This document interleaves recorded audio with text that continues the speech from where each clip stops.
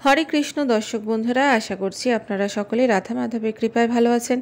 আজ আমরা শ্রীমদ্ ভগবত গীতার ৮ম অধ্যায় অক্ষর ব্রহ্মযোগের ৪ এবং ৫ নম্বর শ্লোকটি পাঠ করব, এর সাথে সাথে অনুবাদ এবং তাৎপর্য বিশ্লেষণ করব। আসুন তবে শুরু করা যাক।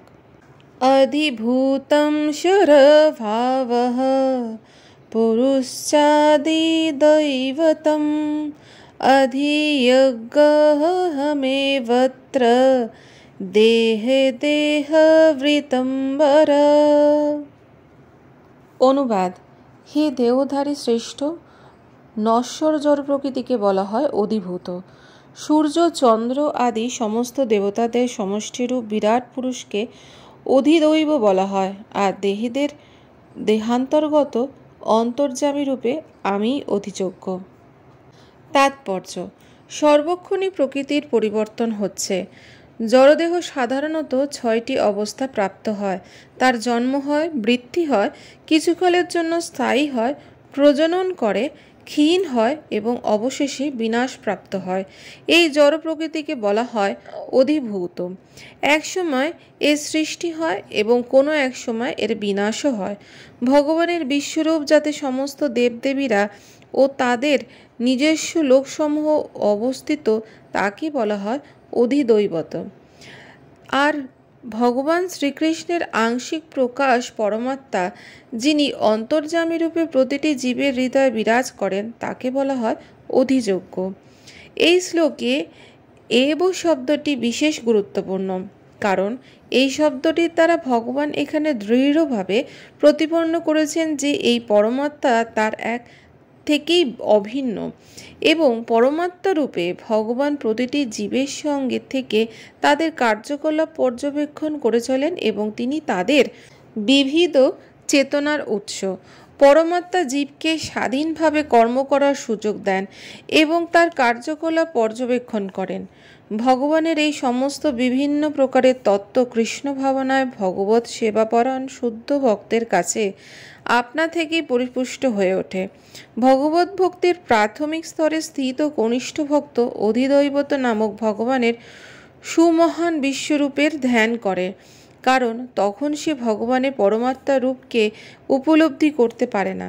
তাই কনিষ্ঠ ভক্তকে ভগবান বিশ্বরূপের অথবা বিরাট পুরুষের ধ্যান করতে উপদেশ দেওয়া হয়, যার পদদ্বয় হচ্ছে পাতাল লোক, যার চক্ষুদ্বয় হচ্ছে সূর্য ও চন্দ্র এবং যার মস্তক হচ্ছে ঊর্ধ্বলোক।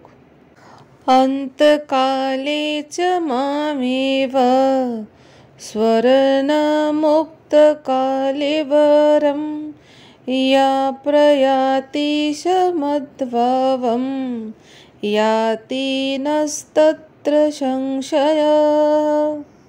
অনুবাদ: মৃত্যুর সময় যিনি আমাকে স্মরণ করে দেহত্যাগ করেন, তিনি তৎক্ষণাৎ আমার ভাবে প্রাপ্ত হন, এই বিষয়ে কোনো সন্দেহ নেই।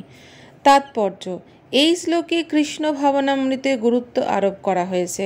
কৃষ্ণ ভাবনায় ভাবিত হয়ে দেহত্যাগ করলে তৎক্ষণাৎ ভগবৎশ্রমে প্রবেশ করা যায়। পরমেশ্বর ভগবান সকল শুদ্ধ সত্তার মধ্যে শুদ্ধতম, সুতরাং নিরন্তর কৃষ্ণ ভাবনায় মগ্ন ব্যক্তিও শুদ্ধ সত্তার মধ্যেও শুদ্ধতম হয়ে ওঠেন। এখানে স্মরণ শব্দটি গুরুত্বপূর্ণ। যে সমস্ত জীবেরা অশুদ্ধ, যারা কখনো ভগবত ভক্তি সাধন করেনি, তাদের পক্ষে ভগবানকে স্মরণ করা সম্ভব নয়। তাই জীবনের সূচনা থেকেই কৃষ্ণ ভাবনার অনুশীলন করা উচিত। জীবনের শেষ সার্থকতা অর্জন করতে হলে শ্রীকৃষ্ণের স্মরণ অপরিহার্য।